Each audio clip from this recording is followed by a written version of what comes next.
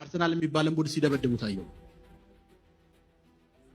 አርሰናል የሚባልን ቡድን ሲደበድቡ ታየው። ድንኳን አንጥል። ድንኳን ለመጣል የተዘጋጃችሁ ካላችሁ ድንኳን አንጥል። እኛ ታላቅ ሀገር ይኖራል።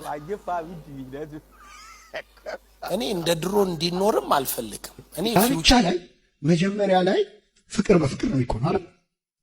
ያገባችሁ ሰዎች ታውቁታላችሁ። ሃኒሙን ስቴጅ ይባላል። የጋብቻ የመጀመሪያ ዓመታት ላይ አንተ ትብስ አንቺ ትብሽ አይደለም? አዳምና ሔዋን እንኳን አላያችሁም? እነዚህንና የመሳሰሉት ቪዲዮዎችን እንመለከታለን። አብራችሁን ቆዩ። አሁን የመጀመሪያውን ቪዲዮ አብረን እንመልከት። ድንኳን አንጥል። ድንኳን ለመጣል የተዘጋጃችሁ ካላችሁ ድንኳን አንጥል። እኛ ታላቅ ሀገር ይኖራል። እኔ እንደ ድሮ እንዲኖርም አልፈልግም። እኔ ፊውቸር ነኝ የእውነት ማለት ነው። አንደኛ ሰውየው ካለበት ነው ቆሞ የሚገጥመው። ካለበት ማለት ለምሳሌ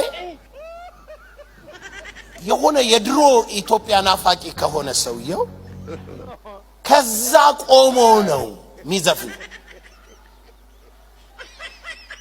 የፊት ኢትዮጵያ ናፋቂ ከሆነ ደግሞ ከፊት ኢትዮጵያ ቆሞ ነው የሚዘፍነው።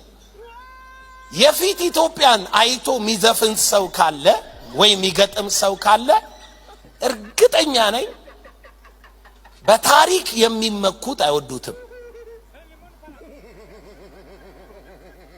ኢትዮጵያ ታላቅ ነው የሚሉት አይወዱትም።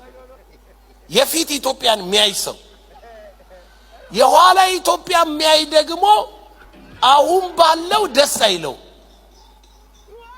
ውሸት ነው እውነት ነው እኮ ይሄ ነው እኮ።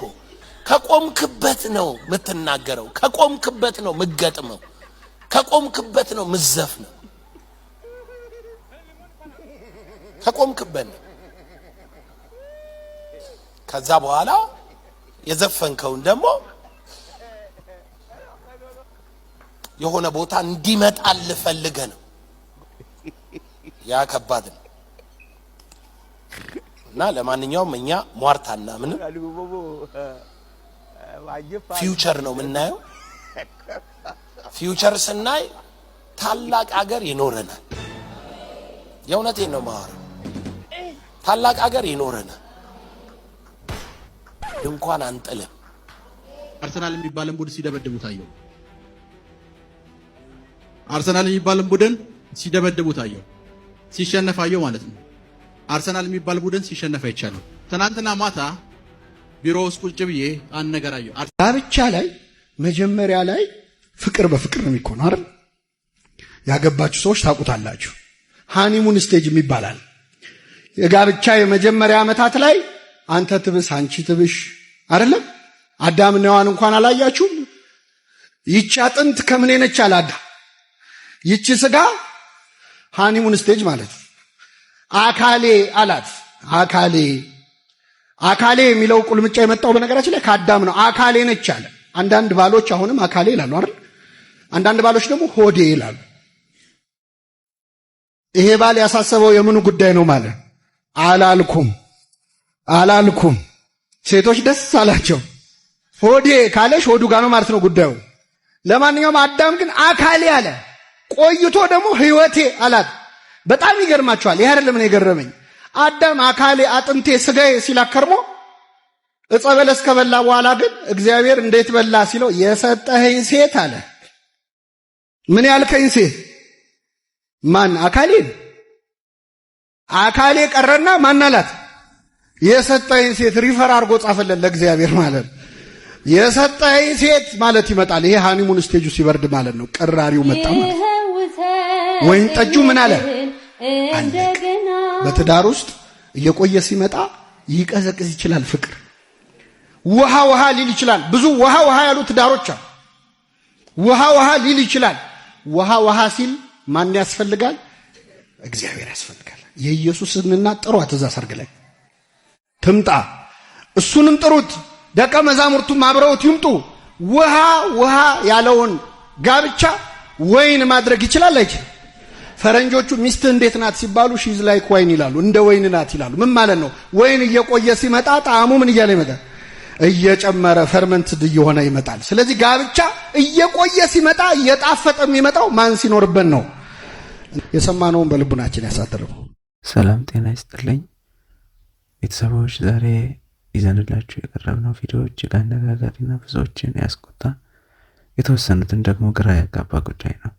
ጌታን ትተው ቴዲን ሰበኩ የሚለው ርዕስ ሲነሳ መነሻው በቅርቡ አንድ መንፈሳዊ መድረክ ላይ የተሰማው ንግግር ነው።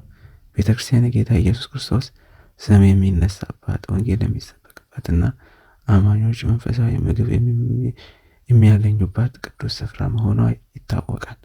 ሆኖም ግን በቅርብ ጊዜያት አንዳንድ ሰባኪያን ወይም አገልጋዮች ከመጽሐፍ ቅዱስ ይልቅ ዓለማዊ ሰዎችን ዝና፣ ታሪክና ስራ በመጥቀስ መድረኩን ሲቆጣጠሩት እያየን ነው። አርቲስት ቴዲ አፍሮን በኪነ ጥበብ ስራው ትልቅ ስም ያለው ሰው ቢሆንም የቤተክርስቲያን መድረክ ግን ቴዲ እንዲህ አለ ተብሎ የሰው ልጅ የሚወደስበት ሳይሆን እግዚአብሔር ብቻ የሚከብርበት ሊሆን ይገባ ነበር። ይህ ድርጊት ብዙ ምዕመናን ወንጌል የት ሄደ፣ ጌታስ የት ተረሳ ወደሚል ጥያቄ ውስጥ ገብተዋል። ዛሬ ከዚህ ቪዲዮ ላይ ይሄ ድርጊት ከመጽሐፍ ቅዱስ አንጻር እንዴት ይታያል? ሀሳባቸውን ኮሜንት ላይ አሳውቁን። ኦርቶዶክስ ቤተክርስቲያን ላይም እንደዚህ የምታደርጉ ሰዎች አላችሁ፣ እረፉ። ወንጌልን ብቻ እንስበክ። እግዚአብሔር ኢትዮጵያን ይባርክ። ያም ሚዲያን ሰብስክራይብ አድርጎ፣ በተለይ ፕሮቴስታንቶች ደግሞ እረፉ። ከዘፈን ዓለም ሳትወጡ ዘፋኞችን የምታሸማቅቁ፣ ኦርቶዶክስ ቤተክርስቲያንን ከዘፈን ጋር የምታጣበቁ እረፉ። ግለሰብንና ቤተክርስቲያንን መለየት ቻሉ። ደህና ዋሉ። መልካም ቀን። ላይክ ማድረግ እንዳትረሱ። ሰብስክራይብ ያላደረጋችሁ ሰብስክራይብ አድርጉ። መልካም ቀን ይሁንላችሁ። ይኸው ዛሬ የመጀመሪያ ቀን ጭቅጭቃችን ልንጀምር ቸርቻቸው ቁጭ ብያለሁ። ሱስና ልጅ? አዎ ልጁን ልጠራው ሄዳለች። እንግዲህ የሚሆነውም ማየት ነው። በል የራስን ጥያቄ አዘጋጅተህ የሚያጠራጥር ሀሳብ አንሳባቸው እንጂ የሚሉን ሁሉ እሺ ብለህ እንዳትቀበል። ምን ሆነሻል? ማን መሰልኩሽ? ጌታን አናግሬ ለሶስ የሚሆን ቃል ይዤ ነው የመጣሁት። በል ትንቢትህን ተወውና የራስን ሀሳብ አንስተህ ሞግት። ሌላውን በቀጣይ ታነሳዋለህ። በይ በቃ መጥተዋል። ስጨርስ እደውላለሁ። እሺ ጌታ ካንተ ጋር ይሁን። አሜን አሜን።